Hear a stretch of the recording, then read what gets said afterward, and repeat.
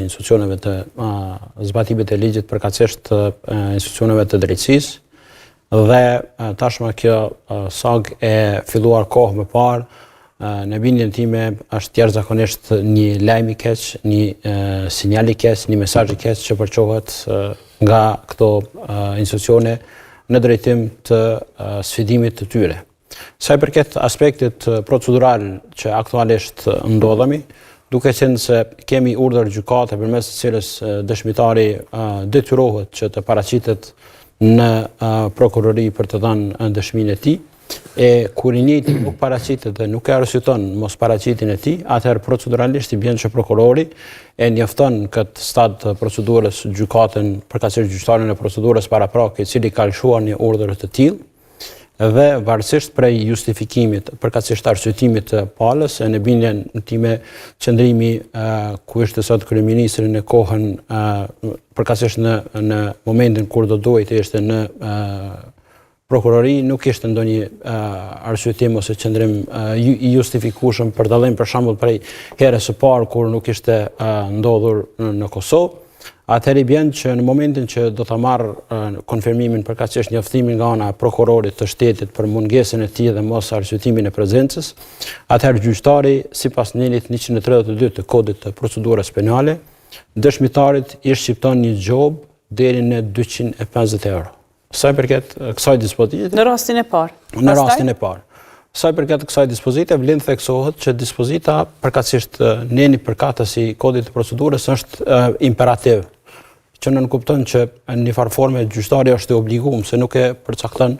sepse ndonjëherë edhe finesat janë të rëndësishme mund ose të ngjashme, mirë po thot i shqipton, që nënkupton që gjyqtari është në një farë forme i obliguar të zbatojë ligjin dhe të shqiptojë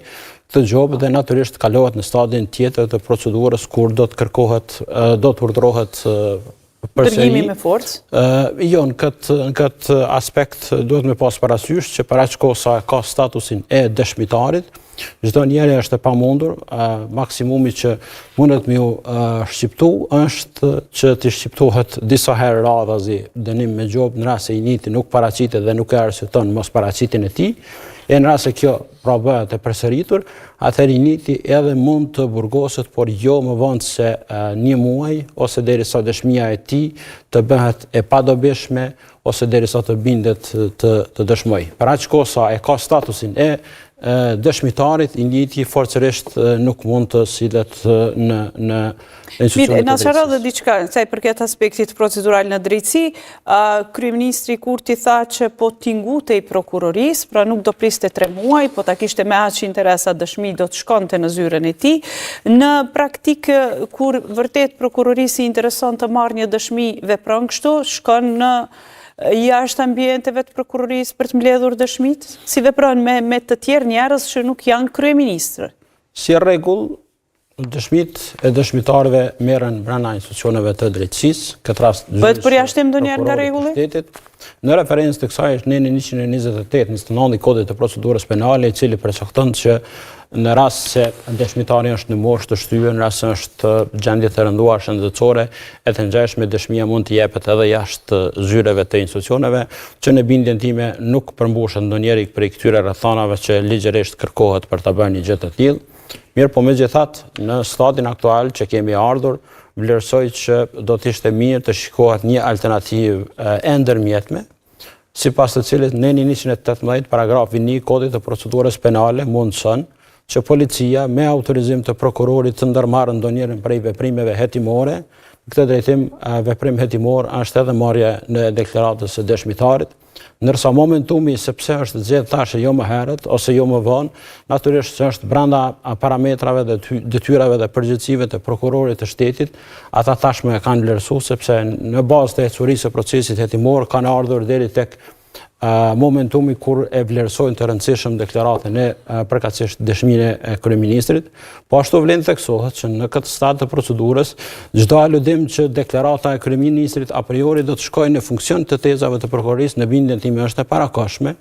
për faktin se është detyrë dhe përgjegjësi e prokurorit të shtetit në referencë të dispozitave të kodit të procedurës penale me u përkujdes që të merren edhe provat fajsuese edhe ato shfaqësuese. Prandaj është detyrë e tij me u përkujdes që gjitha aspektet ti analizoj me hollësi në mënyrë që të vijë deri te konstatimi në rast se ka dyshim të bazuar mirë për ta ngritur akt akuzën ose në rast se nuk ka prova të mjaftueshme natyrisht me pushuar procesin dhe me mbyll hetimet.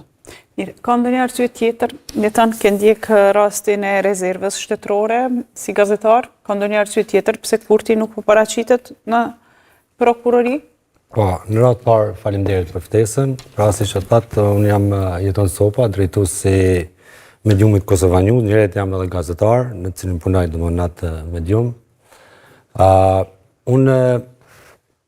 me shumë vëmendje e kam ndjekur rastin e rezervave shtetërore, qysh kur ka filluar si rast, e deri tani që po vazhdon, dhe mund të konstatoj dhe mund të përfundoj që krejt kjo është një skenar dhe një regji e organizuar nga Prokuroria Speciale, padyshim në bashkëpunim edhe me opozitën dhe media të caktuara. Kur them media të caktuara, kam fjalën domethënë se do të flasim konkretisht për cilat media bëhet fjalë, pra bëhet fjalë për portalin nacionale të gazetarit të quajmë Thojza Berat Buzhala, i cili domethënë e ka filluar këtë skandal të pretenduar nga ana e tyre. Mirë po, në thelb pse thoni i pretenduar? Po, thoni i pretenduar si gazetar keni ndjekur lëndën rastin? Kam ndjekur lëndën edhe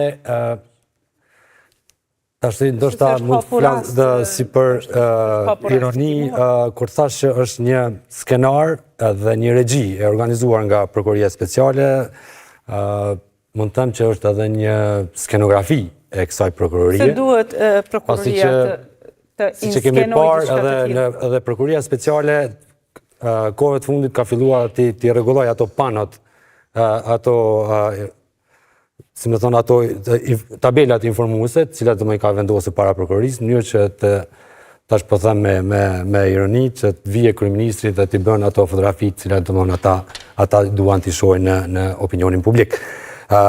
Por unë dua të nis se si ka ardhur deri te kjo, pasi që unë me një farë forme ndoshta tash pa dal domthonë jashtë modestisë time, ndoshta edhe unë kam qenë iniciatori gjithë këtyre. Duke qenë se në vitin 2023, më saktësisht në qershorin e vitit 2023, unë kam filluar me publikimin e hulumtimeve të mia ekskluzive, të cilat me një farë forme kanë tronditur opinionin publik pra rastin e Klan Kosovës. Një rast tjetër. Jo, dua ta ndërlidh rastin e Klan Kosovës se si ka filluar kjo. Pas publikimeve të këtyre hulumtimeve, Ministria e Tregtisë, e cila udhëhiqet nga ministra Rozeta Hajdari, pasi që i ka verifikuar të gjitha të gjeturat e mia, saktësisht ARBK u ka hequr certifikatat e bizneseve, saktësisht televizioni Klan Kosova dhe kompanisë Art Motion. Mënjëherë pas këtyre ka filluar një gjueti shtrigash nga Prokuroria Speciale ndaj Ministrisë të Tregtisë dhe Industrisë në bashkëpunim me media të caktuara. Kur them me media të caktuara,